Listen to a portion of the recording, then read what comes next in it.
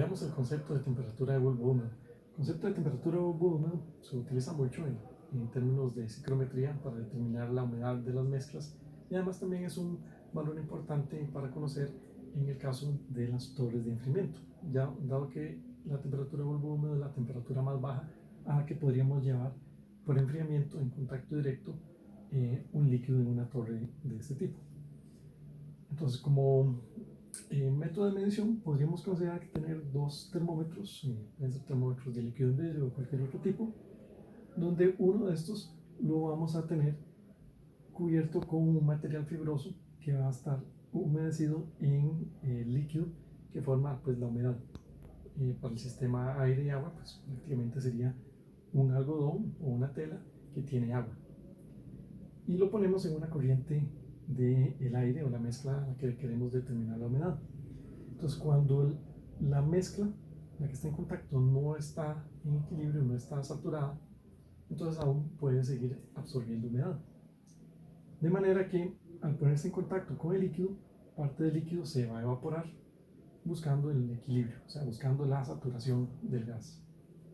Entonces, para que se evapore, pues ese líquido requiere energía, requiere calor latente, que va a tomar del resto del medio, prácticamente del mismo líquido que está en ese material fibroso.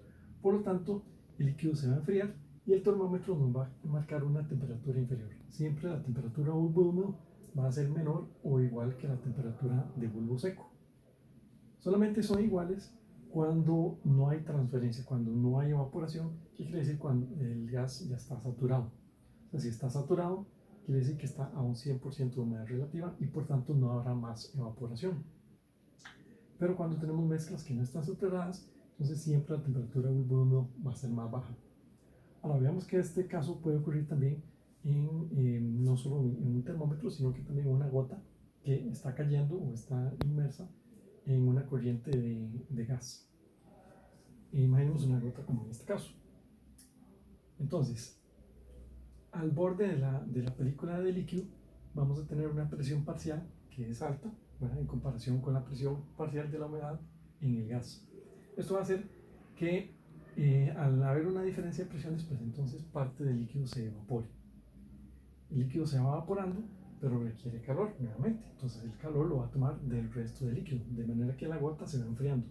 Conforme la gota se va enfriando, la temperatura del líquido va bajando y entonces tenemos el calor sensible que se transmite desde el gas hacia la gota. Va a llegar un momento donde la velocidad a la que se transfiere el calor del gas hacia la gota pues es igual al calor que se está transmitiendo, que se está evaporando, de manera que se alcanza un equilibrio en esa transferencia y la temperatura del líquido ya no va a bajar más. Lo que se alcanza entonces es la temperatura de bulbo húmedo. Podemos ver esto de forma matemática como el calor sensible es igual al coeficiente convectivo de transferencia de calor por el área de transferencia de calor por la fuerza impulsora, que es la diferencia de temperatura, la temperatura de bulbo seco del gas menos la temperatura de bulbo húmedo. Y tenemos el calor de evaporación, que es el flux o el flujo molar por unidad de área, por el área de transferencia de masa, por la masa molar, por el calor latente a la temperatura de bulbo húmedo, que es a la temperatura a la que se estaría dando la evaporación una vez que se alcanzó ese equilibrio. Puesto que no hay otros efectos de transferencia de calor, entonces el calor total es igual a cero, de manera que estos dos calores deben ser iguales. Ahora, podemos hacer algunas consideraciones que serían que el área de transferencia de calor sea igual al área de transferencia de masa, de manera que en el momento que se igualen, esas dos áreas se cancelan.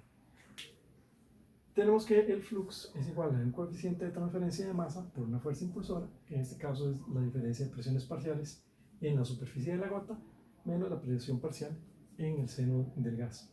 Pero podemos verlo también en términos de humedades absolutas, de manera que son valores que trabajamos de forma más práctica, donde la humedad absoluta está definida como la presión parcial entre la presión total menos la presión parcial por la razón de masas molares del líquido y del gas. Entonces, si sustituimos estas ecuaciones, vamos a tener que el coeficiente convectivo de transferencia de calor por la temperatura menos la temperatura de bulbo húmedo es igual a el coeficiente de transferencia de masa Ky por el calor latente a las condiciones de bulbo húmedo por la humedad absoluta a las condiciones de bulbo húmedo menos la humedad absoluta en el seno del gas. Y de aquí podemos despejar la temperatura de bulbo húmedo, que va a ser igual a la temperatura de bulbo seco menos el calor latente, calculado a la temperatura de bulbo húmedo, entre el coeficiente convectivo de transferencia de calor, entre el coeficiente de transferencia de masa, por la diferencia entre la humedad calculada a la temperatura de bulbo húmedo menos la humedad absoluta de la mezcla. Y esta ecuación es la que utilizamos entonces para relacionar temperatura de bulbo húmedo con temperatura de bulbo seco y también lo que son las humedades.